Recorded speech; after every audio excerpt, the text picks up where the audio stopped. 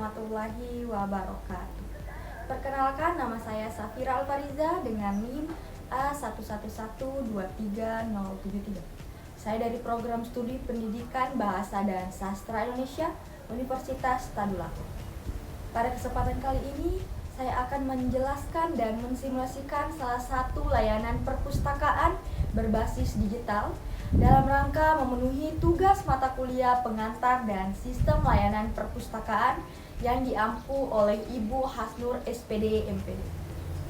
Baik, saya akan menjelaskan sekaligus mensimulasikan salah satu layanan perpustakaan berbasis digital, yaitu OPAC atau Online Public Access Catalog. Layanan ini merupakan bagian penting dari perkembangan perpustakaan modern yang memanfaatkan teknologi untuk memudahkan pengguna dalam mengakses informasi. Adapun tujuan dari pembahasan ini adalah untuk memahami apa sih itu OPAC dan bagaimana cara menggunakannya, serta manfaatnya bagi pengguna perpustakaan. Baik, OPAC atau Online Public Access Catalog adalah sistem katalog perpustakaan berbasis komputer atau online yang memungkinkan pengguna mencari koleksi perpustakaan secara mandiri tanpa harus dibantu langsung oleh pustakawan. Nah, pada perpustakaan konvensional, pencarian buku biasanya dilakukan melalui katalog kartu.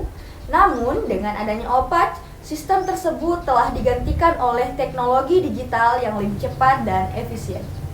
Melalui OPAC, pengguna dapat mengakses berbagai informasi penting terkait koleksi seperti judul buku, nama pengarang, subjek atau topik, penerbit dan tahun terbit, nomor panggil atau call number, status buku, apakah buku itu tersedia atau sedang dipinjam, kemudian lokasi penyimpanan buku. Nah, OPAC biasanya dapat diakses melalui komputer di dalam perpustakaan, website resmi perpustakaan, bahkan melalui smartphone jika tersedia akses online. Hal ini menunjukkan bahwa OPAC sangat mendukung kemudahan akses informasi di era digital. Adapun fungsi utama OPAC adalah sebagai alat temu kembali informasi, dan manfaat OPAC antara lain: yang pertama, mempermudah pencarian buku atau koleksi lain, dan yang kedua, menghemat waktu karena tidak perlu mencari langsung di dalam rak. Yang ketiga, memberikan informasi yang lengkap dan akurat. Yang keempat, dapat diakses kapan saja dan di mana saja jika berbasis online. Dan yang terakhir, meningkatkan kemandirian pengguna dalam mencari informasi. Nah, dengan demikian, OPAC menjadi salah satu layanan penting dalam meningkatkan kualitas layanan perpustakaan. Baik, di sini saya akan mempraktikkan bagaimana cara mencari buku melalui layanan OPAC atau Online Public Access Catalog secara online menggunakan smartphone. Langkah pertama, saya membuka aplikasi Google Chrome yang terdapat pada smartphone saya. Kemudian saya mengakses website OPAC perpustakaan melalui mesin pencarian Google dengan mengetikkan kata kunci yang sesuai atau melalui alamat website resmi perpustakaan. Nah, setelah berhasil masuk ke halaman OPAC, kita dapat melihat tampilan utama yang terdiri dari kolom pencarian, pilihan jenis pencarian seperti judul, pengarang, maupun subjek, serta beberapa filter seperti jenis bahan dan lokasi koleksi. Selanjutnya, di sini saya memasukkan kata kunci sastra pada kolom pencarian, kemudian memilih kategori pencarian berdasarkan judul, lalu menekan tombol cari untuk menampilkan hasil pencarian. Setelah itu, sistem akan menampilkan hasil pencarian berupa daftar buku yang sesuai dengan kata kunci yang telah saya masukkan. Pada tampilan ini, kita dapat melihat beberapa informasi penting seperti judul buku, nama penulis, jenis bahan, serta penerbit. Baik, di sini saya memilih salah satu buku yaitu Sastra dan Ilmu Sastra atau pengantar teori karya A.T.U.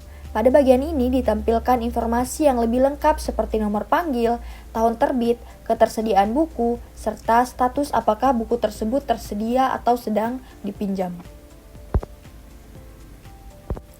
Nah, di sini ada nomor panggil yang tertera pada data buku, digunakan sebagai petunjuk lokasi buku di rak perpustakaan, sehingga memudahkan pengguna dalam menemukan buku secara langsung di perpustakaan. Baik, mungkin itu saja bagaimana cara mencari informasi buku melalui layanan OPAC melalui smartphone. Mudah kan? Nah, setelah tadi kita membahas mengenai apa sih pengertian Opach dan apa fungsi dan manfaat dari Opach, sekarang kita membahas mengenai kelebihan dan kekurangan Opach. Baik, kelebihannya yaitu yang pertama cepat dan efisien.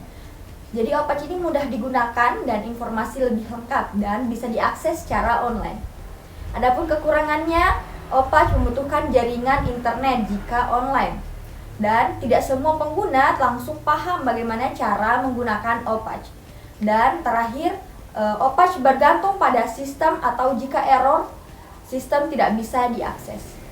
Baik, saya dapat mengambil kesimpulan bahwa Opach merupakan sistem katalog perpustakaan berbasis digital yang sangat membantu pengguna dalam mencari informasi koleksi secara cepat, mudah, dan efisien. Dengan adanya Opach, proses pencarian yang sebelumnya dilakukan secara manual kini dapat dilakukan secara otomatis dan lebih praktis. Dari pembahasan ini saya dapat memahami bahwa perkembangan teknologi sangatlah berpengaruh terhadap layanan perpustakaan.